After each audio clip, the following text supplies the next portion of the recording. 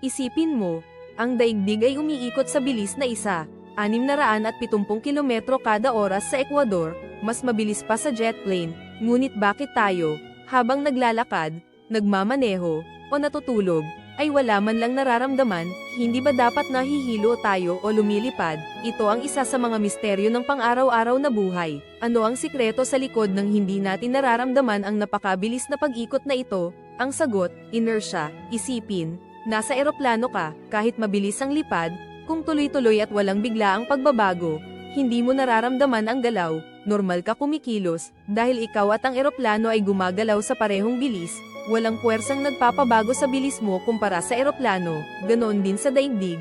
Tayo at ang lahat ay sabay-sabay na gumagalaw, may dalawa pang dahilan. Una, grabidad, ang malakas na hatak nito ang nagpapanatili sa atin na nakakapit sa daigdig, hindi tayo lumilipad palayo habang umiikot. Pangalawa, ang ating atmosfera ay umiikot kasama ng planeta, lahat ng hangin ay gumagalaw din sa parehong bilis, kaya't walang malakas na ihip ng hangin na magpaparamdam ng pag-ikot, ang lahat ay gumagalaw ng sabay-sabay, kaya para sa atin, tila nakatigil lang ang lahat.